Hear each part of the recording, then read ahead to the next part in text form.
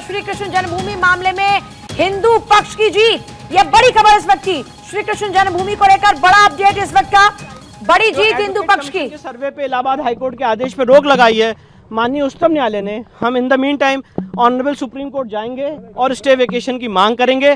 साथ ही साथ इस ऑर्डर के खिलाफ सुप्रीम कोर्ट में कैविएट भी दाखिल करेंगे। आपका ग्राउंड क्या था जिसको कोर्ट ने अप्रूव किया? देखिए, सबसे बेसिक ग्राउंड हमारा यही था कि प्लेसेस ऑफ वर्शिप एक्ट धार्मिक स्वरूप तय करने की स्वतंत्रता देता है, और जो एक गलत नैरेटिव फैलाया जा रहा है कि प्लेसेस ऑफ वर्शिप एक्ट से केस बाधित हैं, ये ज्ञान व्यापी में भी होल्ड हो चुका है इलाहाबाद हाईकोर्ट द्वारा ही कि ये case places of worship act से बाधित नहीं, वक्फ एक्ट से बाधित नहीं है।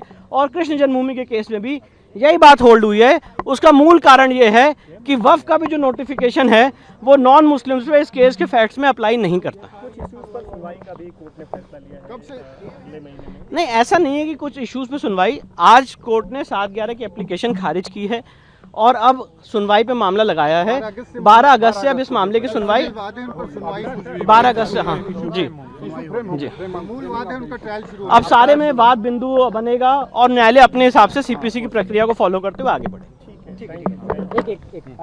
पर फिर सुनवाई होगी और बड़ी जीत इसलिए क्योंकि अभी तक जिस प्लेस ऑफ वर्शिप एक्ट का जिक्र किया जा रहा था, मुस्लिम पक्ष की आपत्ति याचिका खारिज, मुस्लिम पक्ष की आपत्ति याचिका खारिज हो चुकी है। सभी मुकदमों की पोषणीयता बरकरार रखी इलाहाबाद हाईकोर्ट का बड़ा फैसला। देखिए, आज ऑनरेबल इलाहाबाद हाईकोर्ट ने 4 महीने की डिटेल्ड हियरिंग करने के बाद जो शाही ईदगाह मस्जिद की एप्लीकेशन थी ऑर्डर 7 रूल 11 में, उसको खारिज कर दिया है। और जो शाही ईदगाह मस्जिद का तर्क था कि ये सारे suits places of worship act, Waqf act, specific relief act, order 23 rule 3 ये लिमिटेशन एक्ट से बाधित है, 5 कानून उन्होंने बताए थे, उस मांग को ऑनरेबल इलाहाबाद हाईकोर्ट ने रिजेक्ट कर दिया है और ये कहा है कि ये सारे plain cause of action disclose करते हैं और चलने लायक योग्य हैं। अगली तारीख 12 अगस्त लगाई गई है।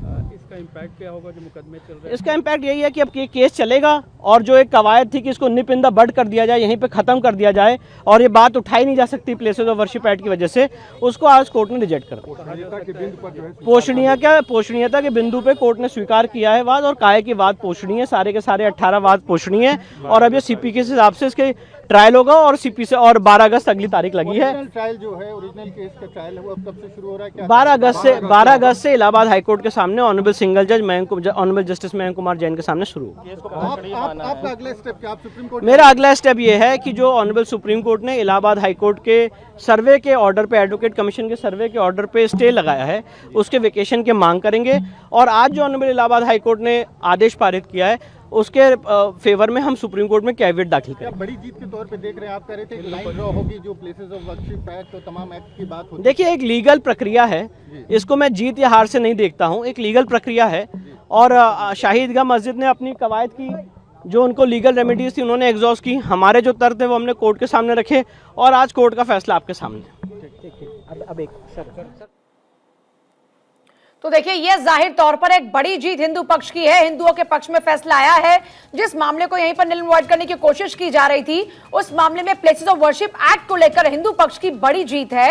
इलाहाबाद हाईकोर्ट का फैसला 12 तारीख को, अब अगली तारीख लगी है। आलोक मेरे साथ, मेरे इस वक्त सहयोगी हैं। आलोक, 12 अगस्त को मामले पर अगली सुनवाई होगी।